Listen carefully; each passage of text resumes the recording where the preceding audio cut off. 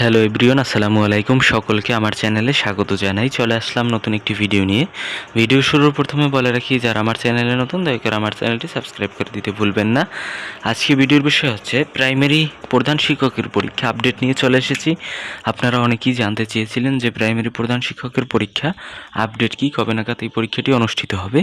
এখন পর্যন্ত পাওয়া তথ্য মতে আমাদের কাছে যেই আপডেটটি রয়েছে, তো পরীক্ষা অনুষ্ঠিত হবার সম্ভাবনা রয়েছে জুন মাসে। আপনার মে মাসে কোনো রকম পরীক্ষা অনুষ্ঠিত হবার সম্ভাবনা নেই।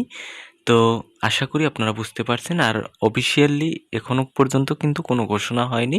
আপনারা 7 দিন কিংবা 10 দিনের ভিতর, মানে পরীক্ষা শুরু হবার 7 থেকে 10 দিনের ভিতর আপনাদের টাইমলাইন বা ডেডলাইন দেয়া হবে। তো আপনারা কিন্তু আবার অনেকেই পরীক্ষার কেন্দ্রের ব্যাপারে জানতে চেয়েছিলেন যে পরীক্ষার কেন্দ্র কোথায় হবে। তো পরীক্ষার কেন্দ্র কিন্তু ঢাকাতে হবে, এটা ফাইনাল হয়ে গেছে। তো কেন ঢাকাতে হবে এর কারণটিও আশা করি আপনারা জানেন, যে হয়তো সহকারী শিক্ষক পরীক্ষার সময় আপনার প্রশ্ন ফাঁসের একটি গুঞ্জন উঠেছিল। এই কারণে কিন্তু পরীক্ষার কেন্দ্রকে ঢাকা নেওয়া হয়েছে। এখন আবার অনেকে মনে করেন যে ঢাকা কেন্দ্র হলে কি পরীক্ষার প্রশ্ন ফাঁস হবে না। দেখেন, চান্স খুব কম থাকে। কারণ আপনার যখন জেলা পর্যায়ে প্রশ্ন আসে তখন অনেক হাত বদল হয়। এই কারণে কিন্তু আপনার প্রশ্ন ফাঁস হবার সম্ভাবনাটা বেশি থাকে। আর সিট প্ল্যান কিভাবে জানবেন আপনি?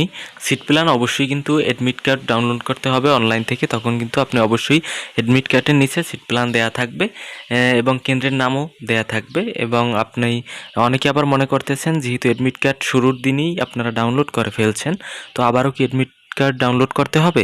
হ্যাঁ, আপনাদের যেহেতু কেন্দ্র চেঞ্জ হয়েছে, সুতরাং তখন আবার অ্যাডমিট কার্ড ডাউনলোড করা লাগতে পারে। এজন্য হয়তোবা আপনারা SMS পাবেন আশা করা যায়। তো এরপরে যদি কোনো ধরনের আপডেট থাকে তা অবশ্যই তো আমরা জানিয়ে দিব। তো এই ছিল আজকের ভিডিও। দেখা হবে পরবর্তী কোনো ভিডিওতে। সঙ্গে থাকুন আমার চ্যানেলের। ধন্যবাদ সকলকে। আল্লাহ হাফেজ।